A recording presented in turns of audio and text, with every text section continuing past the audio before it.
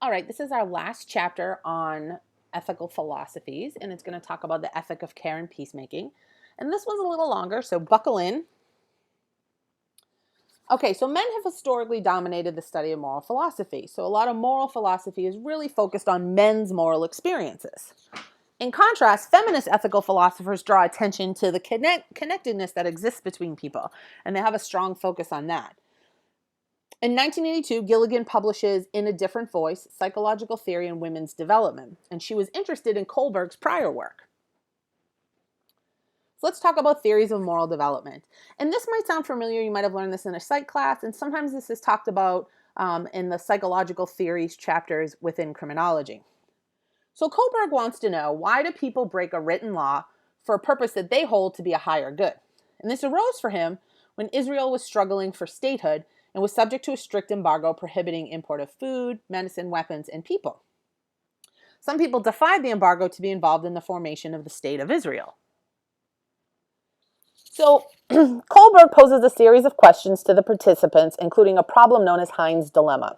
Heinz is near death, and her only hope for living is a drug being sold by a pharmacist at an excessive price. And the drug had cost $200 to make, but they're selling it for $2,000.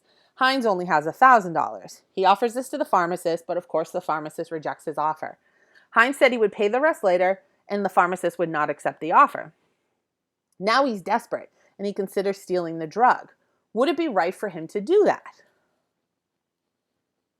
So they ask some different people. They ask boys, they ask girls. Jake said he should obviously steal it. Life is worth more than money. And so he's appealing more to rules and principles.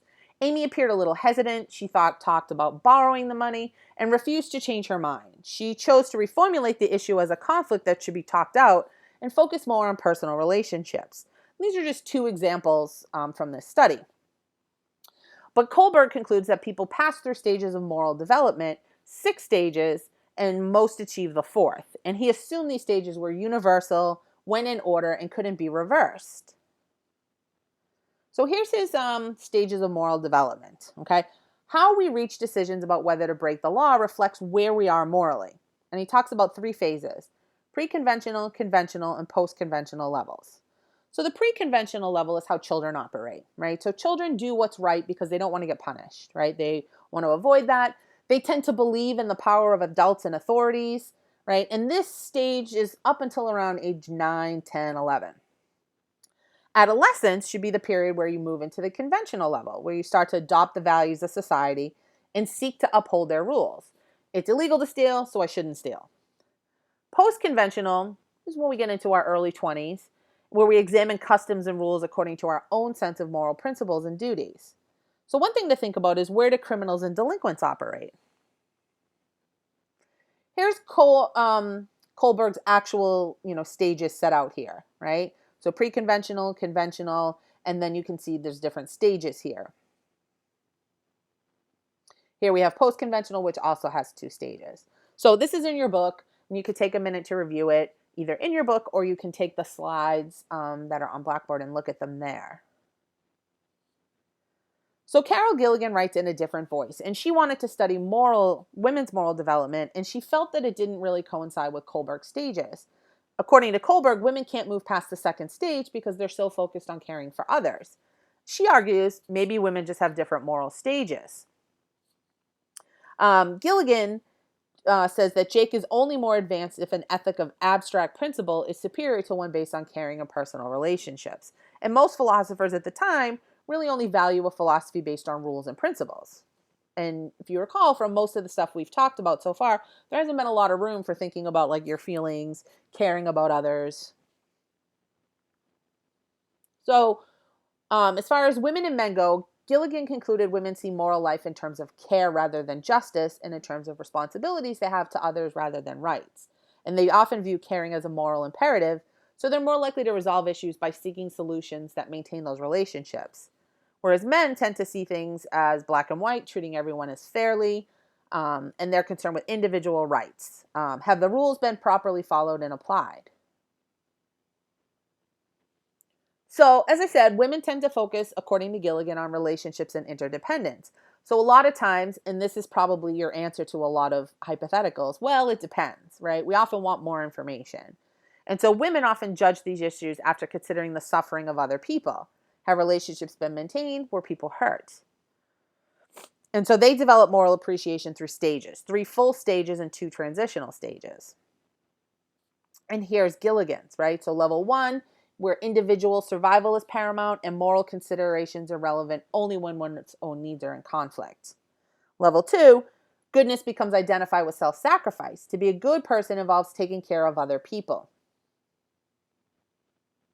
And again, you can review this in more depth. So, Gilligan's research is conducted with females, but it's not exclusively female. Women might be more attracted to an approach that emphasizes caring, and perhaps that's because of how women are socialized and the roles that they've traditionally performed. The alternative view is maybe this is an innate characteristic of women. So Grimshaw outlines 2 responses to this question of differential male and female thinking. Yes, there's typical differences, but they don't reflect a deficiency in women. And social practices such as caring for others can be seen as generating forms of virtue that stand as corrective influences to domains commonly dominated by men.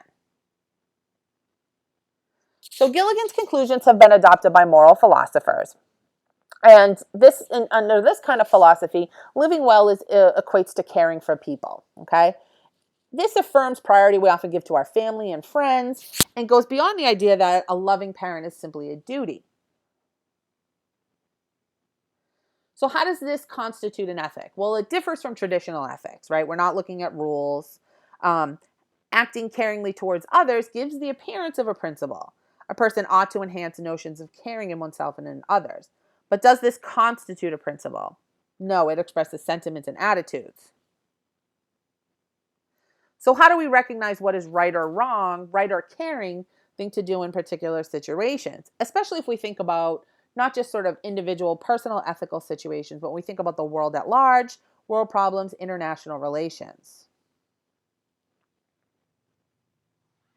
So again, the ethic of care focuses on close personal relationships. There can be a caring relationship only if there's a personal one. There's no obligation to help the needy in other regions because it's impossible to do so.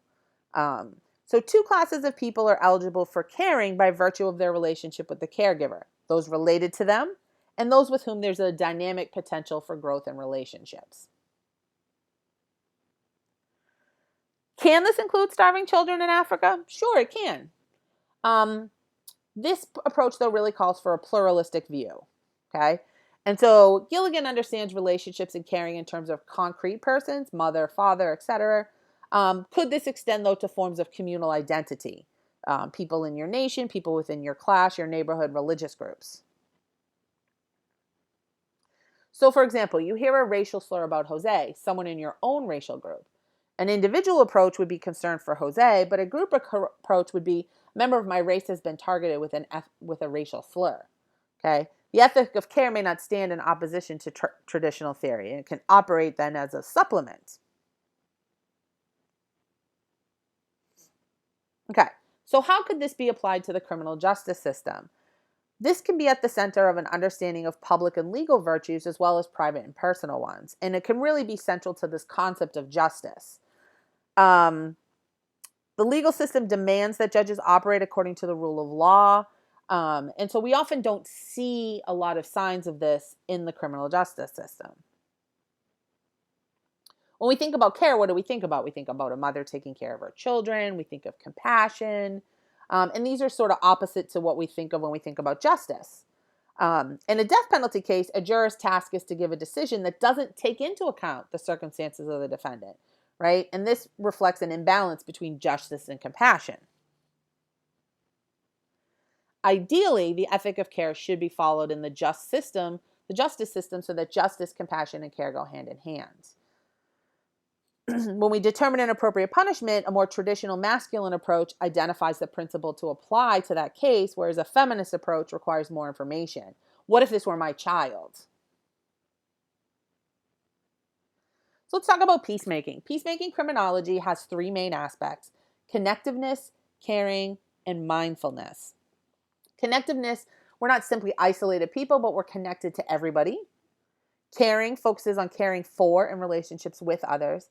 And mindfulness, we want to think about our actions and the needs of others in long term and act in ways that demonstrate knowledge of the correct thing to do long term as opposed to short term. And this is linked to that ethic of care. If it is a philosophical approach, it's really an agent rather than an action-based approach. Okay, so let's talk a little bit about the pieces in this pyramid, okay? So the categorical imperative, we talked about this under Kant. This is a universal law. Ascertainable criteria, which is right below that, means it must be understood, considered valid, and be trustworthy to all connected parties. Correct means we're going to use nonviolent means, social justice, and inclusion. Inclusion means all concerned parties. Social justice takes into account social justice that it does not reflect racism, sexism, and ageism.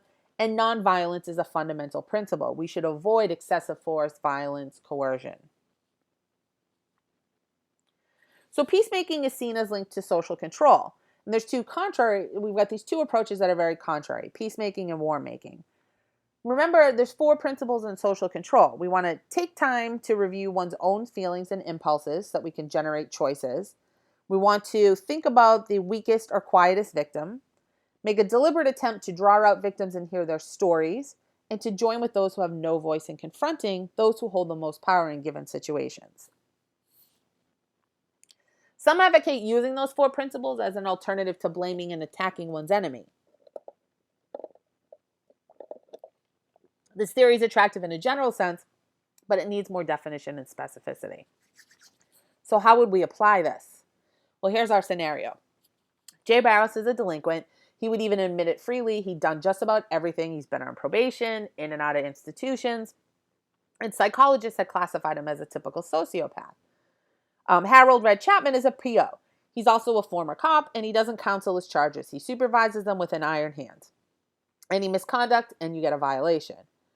So Jay knows he's messed up. He's been cutting classes, caught drinking, didn't come home for 3 straight days. And so his mother calls the PO to report on him. Red calls Jay into the office, and Jay figured it was back to the States boys' school again. Sit down and shut up, Red says. We're going to talk. As I see it, you've got 2 choices. Your first choice is a quick trip to the detention center and an even quicker trip out of the boys' school. That's a lot of paperwork. So Jay wants to know what's his second choice, right? Red reaches into his lower drawer and pulls out a piece of leather. This is a strap. Barbers use them to sharpen razors. I use this one to adjust attitudes. That's your second choice. 10 with the strap and you walk right out of here. While this is happening, Mary, another probation officer, walks by and overhears it. So remember, we've got these steps to whether or not someone has an ethical dilemma. But let's jump forward to the ethic of care and peacemaking. Well, first, we're going to identify the options. So Mary could intervene to stop it, or she could walk by and report it to her supervisors. So again, we want to think about relationships involved here. Red and Jay, Red and Mary, Mary and probation, Red and probation in the community. We want to apply the first option and then think about how each relationship is affected. Next, state what harm is caused and explain the nature of the harm. So we can see here the variety of harms with these different relationships. Apply the second option, etc., etc. So the most ethical option then is that which, while it maintains relationships, minimizes the harm caused by the impact of the dilemma on those relationships. If most relationships are affected, but the harm caused is minimized by a particular option, that's the most ethical option. After comparing options 1 and 2, it's evident that both affect the relationships involved. However, it's evident that harms are maximized under the first option and minimized under the second. So option 2, according to this care and peacemaking approach, would be the best option. And that wraps up our chapters on philosophy.